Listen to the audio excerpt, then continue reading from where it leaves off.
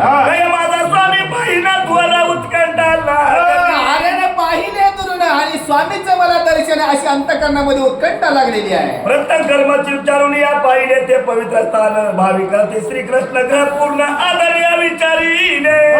आता हे भगवंतालाच विचारलं होतं ते एवढं भाविक असं प्रेम किती जे स्थान होतं ते पाहिलं गेलेलं आहे. सकल प्रकारे ऐकला तरी थोडा विश्वया वाटला वापी कृषी पाहुणी दर्शनाला निघालो या बियाचं वापी कृष्णे आणि मी निघालो दर्शनाला. त्या महात्म्याचं की त्या अरण्यात जे सावता महाराजांनी जे चरित्र केलं ते सगळं आत्मसात केलं आणि पुढे तीर्थयात्रा निघाले. कंठ दाटे शोक पूर्ण या हृदय पोटे हे पाहू माझे गोमटे सावता श्रेष्ठ निदान.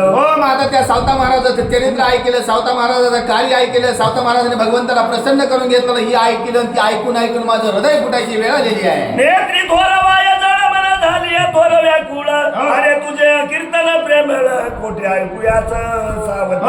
कोठे ऐकूची सावध. आता मला कुठं ऐकू मिळणार आहे? कारण एवढं तुझं गोड कीर्तन आहे, एवढं माझ्या तुझं कीर्तन ऐकलं माझ्या डोळ्यामधून गंगा जमुना वाहू लागले. आता पुन्हा मिळणे नाही असा हा काय त्या भगवंताचा मंडपाताही या नदी सती देवळही गप्प बससी मी पापी आणून या लावलाशी साग साग सावध. आता मंडपही दिसत नाही, देवळही दिसत नाही, देवही दिसत नाही आणि त्याच्यातला मीच एक अभागी, मीच एक पापी आहे. कावेरी ती बुडाली दिल्ली की काकाशी वस्ती केली दृष्टी माझी बुरी बोलाविली घडून या तू महाराजा. बुडून या तो महाराजा म्हणजे माझं कसं मी अभाग्य होतं, मला दर्शन नाही मिळालं नाही कारण ते ऐकूनच एवढा पवित्र आहे. आणि जे असताना कीर्तन तुमचं चालू असताना जर मी अमृत श्रवण केलं असतं माझी अवस्था कशी झाली त्या कावळ्यासारखी झाली. नुसत्या फांद्यावर फांद्या उड्या मारीत गेलो मी अभाग्य आहे. अभाग्याची शेव्या धन सर्प विचुया कोळशे दिसना देवी माझे अंतकरण सर्व चियाच मळली. आता कसं आहे अभाग्य नाही मी आता इथं काय पडलंय भगवंत अमृत पडलंय पण अभाग्याच्या त्या भाग्यामध्ये नाहीये अशी अवस्था माझी घडली गेलेली. कारण का एवढं पवित्र स्थान एवढं भगवंताचा भक्त असताना मी कसा अभाग्य आहे. शोके शोक पूर्ण वाढला उदासपणा दिसू लागला कीर्ती सुखाच्या आनंदाला पूर्ण मी याच मार्ग झालो.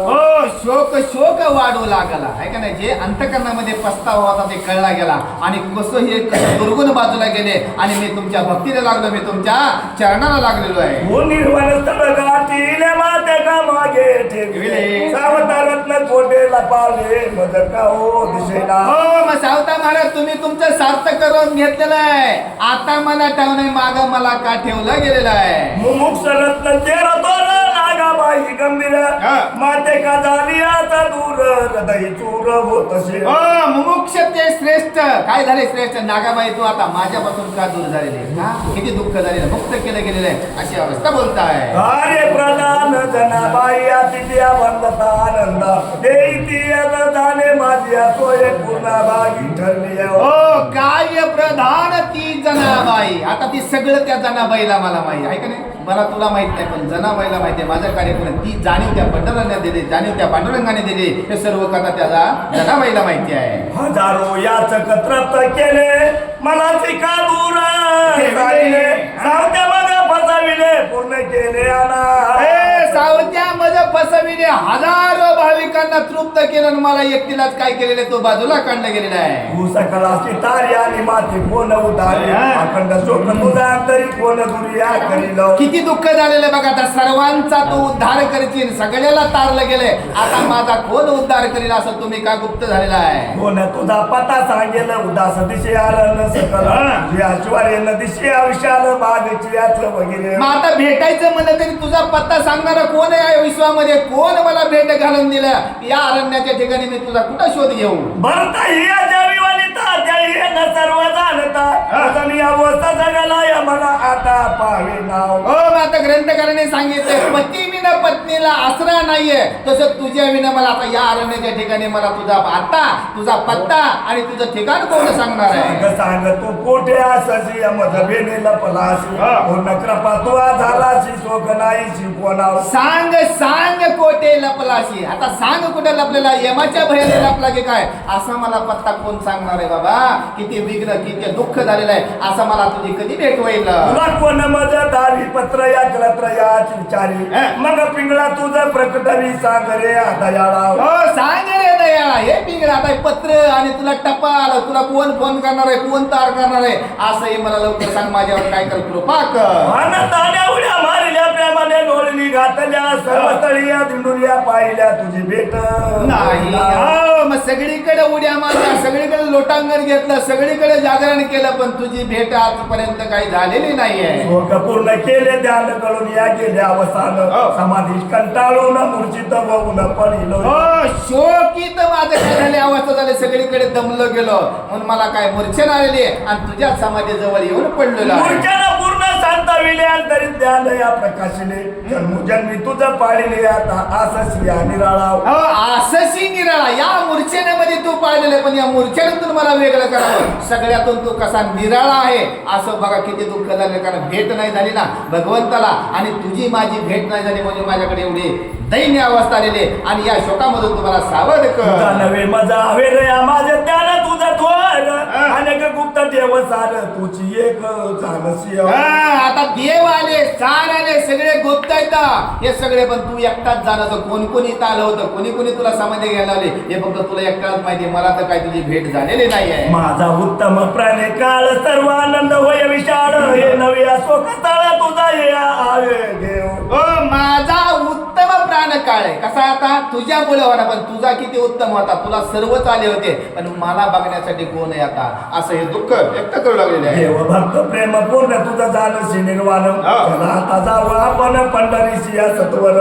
देव भक्त प्रेम आता कसं हे सगळं जाणणार आहे. आता चला जाऊ होता वेळ, आता पांडुरंग भेटणार आहे, कारण इथं तर दर्शन दिलंय, मूर्छेने तर मला सावध केलंय. आता इथून कुठे कुठे पांडुरंगाच्या दर्शनासाठी निघूया. चंद्रभागेत केले स्नान घेतले काकडा या दर्शन, परशुरामाचे श्रेष्ठ साधन मणिपूर्ण याच.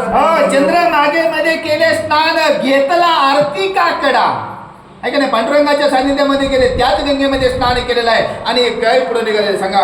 अनंत भक्ताचा तारक परिपूर्ण विठ्ठल एक निर्मुनी आता सकाळी भक्ता लक्ष्याच सर्वदा. आनंद भक्ताचा चालक तो पांडुरंग आहे, तो विटेवर उभा आहे, आणि त्या सानिध्यामध्ये आता काय झालेलं आहे सावता महाराजामुळे आम्हाला हे प्राप्त झालेलं आहे. एक नसता आधार आकाशिया फिरती ग्रह अपार, चंद्र सूर्य जग चक्र समग्र अवरात्र चालवी. नसता आधार बघा, जे आकाशामध्ये तारे येतात, चंद्र सूर्य हे सगळं आधार नसताना सुद्धा भगवंताच्या कार्याने काय साईरा वैरा सगळ्याचे सगळे फिरताय. सर्व ठाई सोय व्यापक, भक्त रक्षणी आतुर लौकिक, देव भक्तास्ती एक चोक खून या पावली. हे चूक एक खून पावली, कारण सगळ्याला आधार तुझे, भक्ताला तारा तुझे, सगळ्या ताऱ्यांना तारा, ही आकाशी तत्व पंचतत्व तुझ्या जातीने हे फक्त मला खून पटली गेलेली आहे. हे खरे करावे वर्णन मनी बांधली या पूर्ण खून, सर्व देते अनुमोदन आशीर्वचन फळ. आता ही खून बांधली गेली की पांडुरंगाशिवाय कुणी करत नाही, हे विठ्ठलाशिवाय हे सगळं कार्य चालतं, या अंतकरणाच्या ठिकाणी खून बांधली गेलेली आहे. मना पटले ते कतिले देव या सलंगिलेची साधी गेले, काव्य ज्ञानी याची शुद्ध सले नाही आब्याले अंतर. आता हे मनाला पटलं गेलेलं आहे, आणि हे देवाशिवाय कुणी हे कार्य करू शकत नाही. अंतरपतन किंवा अंतकरण पालन करण्याचं काम फक्त भगवंत करताय. नाही ज्ञान पाहिले अक्षरे ना माती या थोर थोर, लाज शंका करून या दूर पूर्ण अंतर रंगलो. पूर्ण अंतर रंगलं, नाही पाहिले ज्ञान, नाही पाहिले अंतकरण, फक्त हे कार्य बघितलं कोणाचं, सावता महाराजाचं, त्याच्यातूनच माझ्यात परिवर्तन झालेलं आहे. तू जर अर्पितचे या विठ्ठला सरते करी याच बोला, आवलो संकेत उतराईला ताला पूर्ण रंग मी. पूर्ण रंग मी, आता मी भगवंता तुला काय झालेलं, नतमस्तक झाले, तुलाच शरण आलेले, तू माझा मनोगत जाणते, आता सगळं झालेलं आहे. आता मी तुला काय केलंय, तुझ्या चरणावर मी समर्पित करतोय. ज्ञान ह्या मुलानुक्रमिक ऐक सगळं, प्रथम या अध्याय प्रबल सावता कारण आयशे हे ज्ञान सकल श्रवण करीत. आता हे ज्ञान सांगितलं होतं, नाम बाजूला राहिलं होतं, मुक्ती बाजूला राहिली होती, आता याच्यातून सगळा तो भगवंत आहे. म्हणजे सगळे नाही गेलं, प्रथम अध्यायामध्ये पहिल्या अध्यायामध्ये काय झालेलं आहे, देव परशुनी या वर्णन त्याच्या भक्तीचे साधन प्रथम अध्यायाचा आता पहिल्या अध्यायामध्ये देवा भेट झाली, आणि देवाने जे ज्ञान प्रस्तुत केलं, आणि तिथूनच हे आरण्य गावाच्या ठिकाणी सावता महाराजांनी काय केलेला आहे, झेंडा रावला कशाचा, भक्तीचा. सावत्याचे अवतरण आरक्षण क्षेत्र प्रतिपादन बाललीचे वर्णन दुसऱ्या अध्यायी याचं केलं. आता सावता महाराजाचं बालपण अवतरण कुठे केलेलं दुसऱ्या अध्यायाच्या ठिकाणी केले. तिथून पुढे सावता महाराजाचं कार्य चालू झालेलं आहे. सावतोबाचे लग्न झाले शेती पिका पाले विरिते आचार्य कथिले तृतीय अध्याय पूर्ण. मग तिसऱ्या अध्यायामध्ये सावता महाराजाचं लग्न झालं, पीक बी भरपूर आलं, मुलं बाळही झालेले. मग भगवंताची कृपा झाल्यानंतर सगळं प्राप्त होत आहे असं हे तिसऱ्या अध्यायामध्ये कथन झालेलं आहे. जनाबाई उपदेश करा वडिलाचे निर्वाण थोर कथिले कीर्तन सार चतुराध्याय. आता चौथ्या अध्यायामध्ये जनाबाईने कुणाला उपदेश केलेला आहे? सावता महाराजाला त्यांच्याच कारण अशी चौथ्या अध्यायामध्ये आपल्याला कथा ऐकायला मिळाली. शिवा गुरु भाविक त्या प्रतिपाती असमय एक पंचम अध्याय अलौकिक प्रेमी एक आनंदेव. काशीबा गुरव पुन्हा त्यांची भेट झाली अशी पाचव्या अध्यायामध्ये आपल्याला कथा ऐकायला मिळाली. नामदेवाची तीर्थयात्रा आणि वारीची या पवित्रा हे कथिले यथार्थाचा व्याध्यात.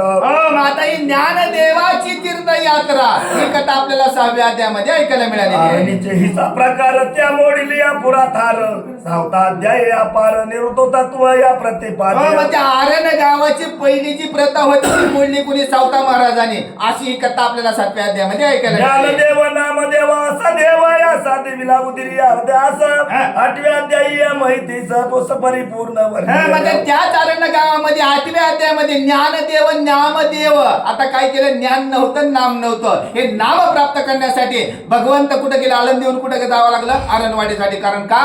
देवा आता देव म्हणतोय मला लपव, त्यासाठी ज्ञान आणि नाम आणि त्याच्या माग देव आहे आणि सामावून घेणारा सावता आहे. अशी कथा आरण गावामध्ये आरणवाडी नाही.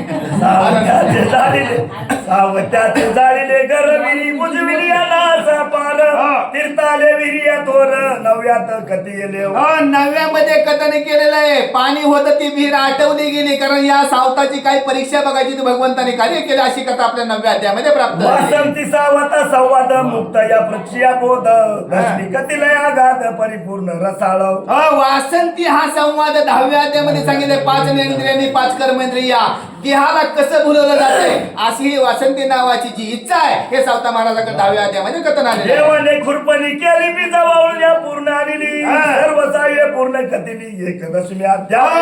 11व्या अध्यायामध्ये देवाने खुरपणी केलेली आहे आणि त्याच्यामध्ये उत्तमाचं बीज केलं आणि त्या बीजाचं भला मोठं वृक्ष झालेलं आहे असं ते सावता महाराज 11व्या अध्यायामध्ये आपल्याला कथा ऐकायला मिळाली. देव परीक्षा चोख भोजन दानाबाई नाम द्याव शरण याचे पूर्ण प्रतिपादन द्वादश्यात. आता 12व्या ज्ञान परीक्षा कोणाची घेण्यात आली? सावता महाराजांनी ज्ञानेश्वर महाराजांनी त्याच्यामध्ये ज्ञान ज्ञानेश्वर महाराज यांनी परीक्षा 12व्या घेतलेली आहे. हरिबा कामाजीचे कथन ओंकार स्वामी या प्रतिपादन आरण्य क्षेत्र परिपूर्ण त्रयोदशी अध्याय कथी. 13व्या आता कथा सांगितली बघा. हे सगळे काका काका कुणाची परीक्षा घ्यायची आता त्याच रूपाने बदल गेले सावता महाराज अशी 13व्या आपल्याला कथा ऐकायला. चतुर्दश कळस अध्याय सावता प्रळय समयी काशीबाचा अभिप्राय सकळ. 14व्या अध्याय हा कसा आहे? कळस अध्याय.